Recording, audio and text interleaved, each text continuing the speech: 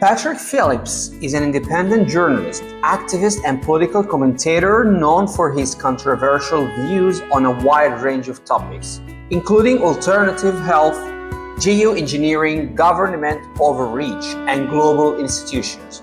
His work challenges mainstream narratives and often delves into crime, which he frames as explorations of underreported truths. September 11th and false flags being a prime example. Patrick's brand of journalism is investigative and critical, often seeking to expose hidden agendas behind global governance, public health policies, and environmental manipulation. Patrick rose to prominence in Ecuador during 2020 when his outspoken criticism of mask mandates, government lockdowns, and public health measures brought him into the spotlight. He likened the quarantine restrictions to dictatorships in Latin America during the 1970s and 80s, emphasizing the loss of civil liberties and overreach of government power. His views garnered both support and controversy, particularly due to his belief that intubation and other medical procedures cause many deaths in Ecuador. This led to public clashes with Ecuadorian politicians and health authorities, further increasing his visibility. Patrick's background also includes a strong interest in geoengineering and climate control. He is a vocal opponent of aerosol spraying, referred to as solar radiation management, and climate manipulation programs, believing these activities are conducted by governments and global institutions to exert control over the climate and, by extension, population. Patrick consistently warns against centralized governance, particularly by global institutions like the United Nations and the World Economic Forum, which he believes undermine local autonomy and personal freedoms and, under the guise of progress, form new hierarchies. A significant part of Patrick's journalistic background focusing questioning mainstream health narratives, particularly around HIV/AIDS and viruses. He is skeptical of the link between HIV and AIDS, having studied and promoted alternative explanations, including the role of drugs in immune deficiency. His AIDS Foundation on Facebook serves as a platform for those who believe antiretroviral therapy does more harm than good. Patrick was very influenced by Dr. Stefan Lanka and the measles court case in Germany, which put the original studies around virus cell culture into the spotlight. Despite his controversial stance, Patrick has built a following on platforms like BitChute, where he discusses these subjects outside of the constraints of traditional media. His independent journalism is heavily focused on civil liberties, regional sovereignty, and resistance to what he sees as the harmful agendas of global institutions. So, Patrick, what are you aspiring for in the world today, and how do you believe your work contributes to that vision?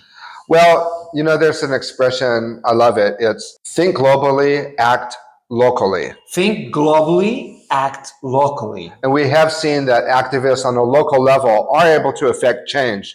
A lot of the times people object to this kind of activism because they say there's nothing they can do, there's 9 billion people in the world, so what can I do to make a difference? But if you look at the way political activism has always happened, it's always started out on the local level. And I believe my work contributes to that vision more than anything because I want to be an example. I mean, how can you have this knowledge and not want to share it? And I think a lot of people, if they were brought to the point where they were aware of the sort of things we talk about, they would be compelled also to share it. Now, there's a lot of positivity to what I do. I'm critical of global institutions and mainstream narratives in the sense that I analyze them.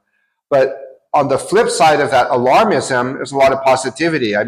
There's new concerns that are raised, but it's good to know, oh no, we don't have to be so preoccupied with global warming, but there's other things that then come up, like the governments manipulating the weather, or we can say that Muslims weren't responsible for September 11th. And so there is a lot of positivity, but the flip side of that is we see who's really pulling the strings, and that for a lot of people can be scary. But yeah, I don't know if that makes sense. Yeah, exactly. I tried a year ago. I had withdrawn from social media. I was only publishing on BitChute because I didn't want to put myself out there in a way that I could lose my peace. And I felt like if I was going to do any kind of further political work on YouTube and on Facebook, it would have to be collaborative. So I was just waiting, seeing what could happen, and then we launched this project, and voila. So sometimes you have to just be willing to see what happens. But I want to be an example, because I don't want my grandchildren to come to me and tell me, Patrick, what were you doing when the global fascists came and took away our rights? And I don't want to have to tell them I was sitting on my butt, doing nothing. Even if it's hopeless, and even if there's no change that can be affected, I at least want to be an example to register at this time in history there were those who didn't go along. In your view, what are the root causes of international conflicts, and how should they be addressed to foster global peace? Well, the root conflicts go back to the philosophical underpinnings of our political order, namely liberalism and the unipolarity that has created. We often feel like world events take us by surprise. But for those of us who have been reading the documents of the elite, where they tell us what they're planning, we're not taken by surprise, because they will tell you what they're planning ahead of time. But there needs to be a new philosophical, political way of analyzing the world that goes beyond the ideological conflicts of the 20th century, like communism, fascism. And the world has seen the wisdom of rejecting communism and fascism, but we need to also now reject liberalism and move towards a multipolar world where the United States isn't trying to be the world's policeman. How do you see the role of independent journalism evolving in the age of digital media and increasing government surveillance? When I got into the political activism, Holly, as part of the 9/11 Truth Movement, 2004, 2005, 2006, there was so many documentaries that were made about September 11th. And I thought that with time, that people would connect the dots. And then I started reading more and more about these other crimes that the government was involved in. But then slowly I started to realize something about independent journalism. Even though there are journalists that contribute great things to our understanding of how American politics works, they all hate each other. And there's rivalries. Independent journalism is very competitive, and they don't talk to each other. And so major discoveries are made in independent journalism, and the other independent journalists don't know about it. It's very competitive. There's a lot of rivalries. They get angry at each other. So, for example, somebody like Noam Chomsky, he won't talk with a lot of the other researchers, even though he's someone who's so respected as a critic of American foreign policy. He hates other alternative journalists, and is very divided. Also, now with the censorship, it's hard to know where it'll go. I guess we're all waiting to see what happens in a couple of weeks with the American presidential election, and things can change for the good, and things can change for the worse in ways that we don't even know. Digital media has become a lot more restrictive since since I got into this. Given your skepticism of mainstream health narratives, what advice would you offer to individuals seeking alternative health information? Well, that's a great question, Holly. We have to do our own research. And I think there's this idea that science and medicine is homogenous, that it speaks with one voice, but we need to be the media, because, and we've seen how our ideas about health really affect the way we live day to day. And I would encourage everybody to look at the 5 biological laws, what is often called German New Medicine, for a macro level understanding. And that helps take the fear away from disease. You see that the body has its own wisdom. A lot of people who work around the AIDS issue, they get into it when it's personal, maybe for whatever reason, they have a positive test. But it shouldn't be that way, because if it's something out there that's happening to one person, it's happening to everyone. And one of the things that I know that people in the Middle East and in Latin America aren't aware of is that in the United States right now, there's a chronic disease epidemic. And they followed the official counts to the T for the most part. So something's not working with, and a lot of it could have to do also with regulatory capture of these regulatory agencies. But we have to do our own research, and we have to look at what all doctors are saying, not just the doctors that work for the pharmaceutical companies. With your extensive focus on environmental issues like geoengineering, what practical steps do you believe individuals and communities can take to more effectively advocate for environmental protection and accountability? Well, I love that question, because it goes back to what we were saying at the start, that it's really at the local level that we can see change. Most counties in the United States have local media, at least in California, and other states are like that too. I know they are. There's local radio stations, local newspapers, there are local magazines, and some of the most radical, most outside the box thinking goes on those public access stations, local radio waves. And so people need to get involved on the local level, handing out flyers, whatever they can do. Kentucky recently passed a law in their house, in the Kentucky Congress, because every state has a Congress. They passed a law outlawing geoengineering. Okay, ultimately it's symbolic, but there are things people can do to raise awareness about things like geoengineering. Just, they say a picture is worth 1,000 words. Show the pictures of the fake clouds.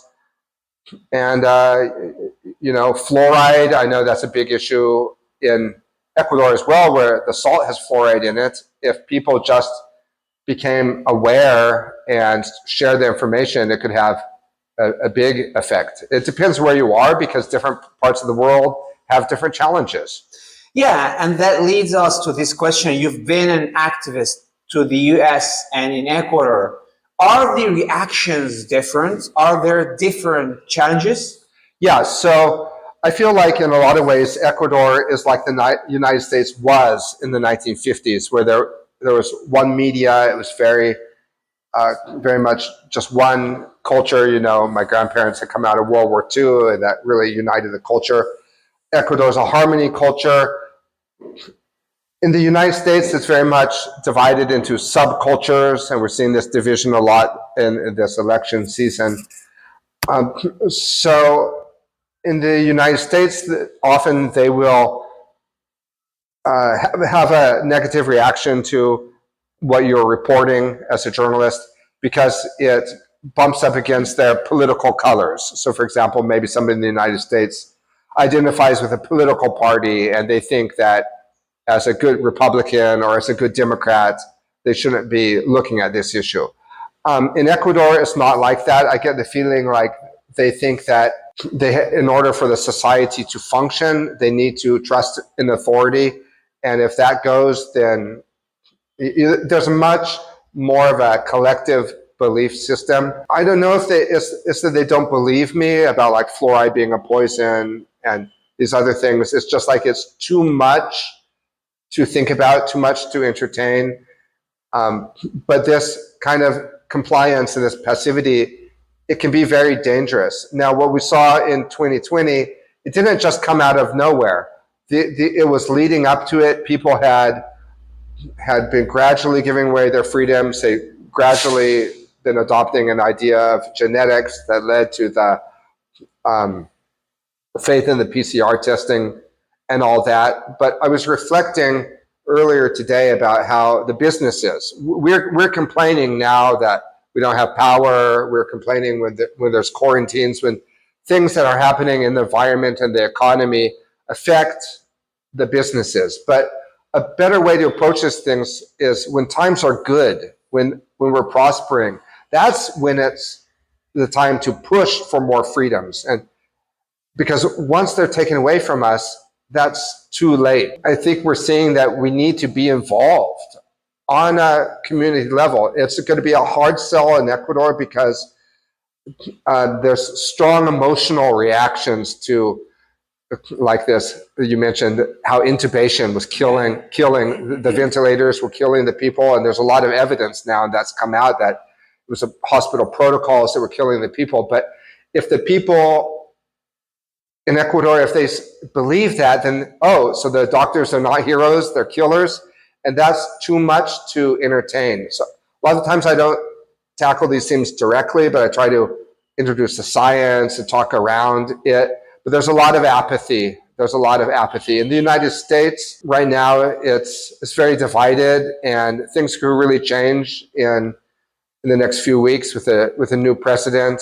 And so that's part of what I'm excited about, the possibility of another Trump